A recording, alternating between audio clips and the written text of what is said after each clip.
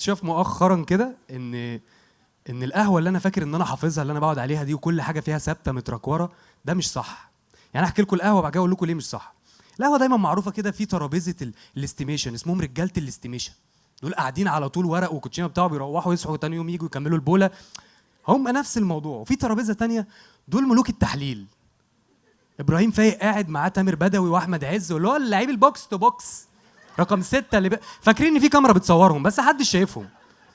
وفي ترابيزه الادباء والمفكرين، سجاير بقى وكاسكتات والدنيا. دول اكتر ناس بتبقي عند القهوجي، ما يقدرش يقول لهم حاجه. هو فكر يتكلم معاهم في فلوس، يقول لهم كده فلوس الحساب، يقول يا صديقي انها مجرد اوراق، لا تجعل الراس ماليه تتحكم فيها، خلاص اللي عندك يبقى يزيد يا باشا خلاص.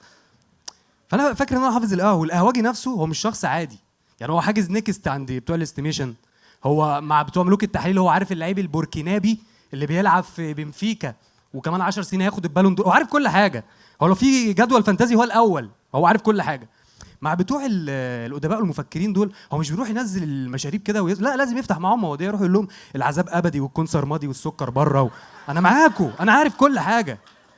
بس اكتشفت ان كل الراكورات دي مش حقيقيه. ليه؟ لان انا رحت القهوه الصبح في ساعتين عصاري، دول اسمهم ساعتين المعاشات في اي قهوه. جرب تروح كده في اي وقت تلاقي القهوه غريبه جدا، كلها شعر ابيض تحت وفوق، وبعدين كلها قمصان 3/4، والريحه غريبه، ريحه ينسون على كراويه على حلبه، ده مشتل مش قهوه. يعني حد هيطلع بقطفه القطن من جوه. القهواجي اللي انت حافظه ده فجاه بيقلب تراديشنال، يعني بتلاقيه لابس طاقيه وبالليل اسمه حماده، الصبح اسمه حمامه. قهواجي اسم تراديشنال جدا، لابس البتاع اللي هي دي بيحط فيها الفلوس. انت جبت الحاجات دي امتى؟ بعدين لو حد طلب منه اي حاجه حمامه تراديشنال، ايوه جاي عندك واحد شاي وصلحه، لسه ليه بتيجي بايظ وبعد كده صلحه ليه؟ وبعدين الترابيزات متغيره، يعني في ترابيزه دي رابطه محبي محمد صلاح، 3 عواجيز قاعدين شايفين الجيل ده ما ترباش ما عدا محمد صلاح. وبعدين في واحد منهم كده اللي هو حاجز حفيده لمكه لان مش هيلاقي في تربيته ام مكه. بعدين كلنا بنحب محمد صلاح وبنتابع ارقامه، اللي هو بالارقام جاب كام جون، عمل كام اسيست، خد كام جايزه، احتمال يكسر كام رقم. هم برضو متابعينه بالارقام، بنى كام مسجد في انجلترا، سجد كام سجده بعد الاجوان، طلع شنط في رمضان في رمضان ده ولا لا، ذبح كام عجل في العيد. وفي ترابيزه تانية دي ترابيزه البودكاست، دول بيبقوا قاعدين 3 عواجيز برضو معاهم الجرايد ورافعين كده في شبشب تحت بس هو مش معايا، رافعين الجورنان ونضاره 3/4 كده، وفاتحين مسابقه اجمد خبر، مين هيجيب اجمد خبر. وفجاه في واحد بيروح حاطط الجورنان تحت باطه كده، قال يعني الخبر مش جاي من الجورنان ده في الايربيس عادي. لهم سمعتوا اللي حصل؟ لهم سمعتوا اللي حصل؟ هم كلهم قدام بقى ايه مع بعض كلهم، مخرج موزع الجمله. لهم في واد ضرب المدرس بتاعه في اسكندريه، فواحد بيقول لك خلاص موضوع حلقتنا النهارده الجيل اللي ما ترباش.